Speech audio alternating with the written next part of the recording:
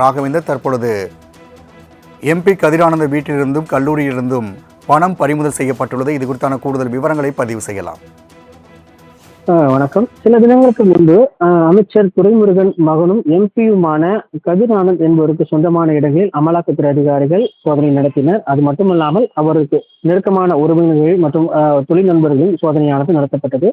காட்பாடியில் உள்ள எம்பி கதிர் ஆனந்த் என்பவரின் வீடு, கிறிஸ்டியான் பேட்டை பகுதியில் இருக்கக்கூடிய எம்பி கதிர் ஆனந்துக்கு சொந்தமான கிங்ஸ்டன் பொறியியல் கல்லூரி, பூஞ்சோலை சீனிவாசன் என்பவருக்கு சொந்தமான இடம் என அமலாக்கத்துறை அதிகாரிகள் தொடர் சோதனையில் ஈடுபட்டனர். இந்த நிலையில் சோதனையில் கதிர் ஆனந்த் எம்பிக்கு சொந்தமான கல்லூரியில் இருந்து 13.7 கோடி பணம் ரொக்கம் மற்றும் கதிர் ஆனந்த் வீட்டில் லாக்கர் உடைக்கப்பட்டு அதிலிருந்து 75 ரூபாய் பணம் ஆகியவை பறிமுதல் செய்யப்பட்டுள்ளதாக அமலாக்கத்துறை அதிகாரிகள் தகவல் தெரிவித்திருக்கின்றனர். மேலும் கல்லூரியிலிருந்து ஹார்ட் டிஸ்க் உள்ளிட்ட ஆவணங்கள், வீட்டிலிருந்து பல்வேறு சொத்து ஆவணங்கள் ஆகியவை பறிமுதல் செய்யப்பட்டுள்ளதாகவும், எம்பி கதிர் ஆனந்த் தொடர்புடைய சொத்துக்கள் குறித்த விவரங்களை அதிகாரிகள் திரட்டி வருவதாகவும் அமலாக்கத்துறை அதிகாரிகள் தரப்பில் தற்போது தெரிவிக்கப்பட்டிருக்கு.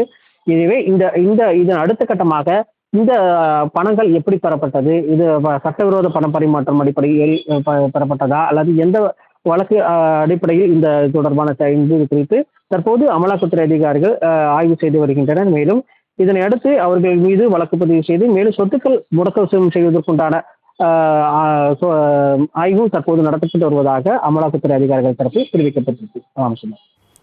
ராகவேந்தர், தகவலுக்கு நன்றி.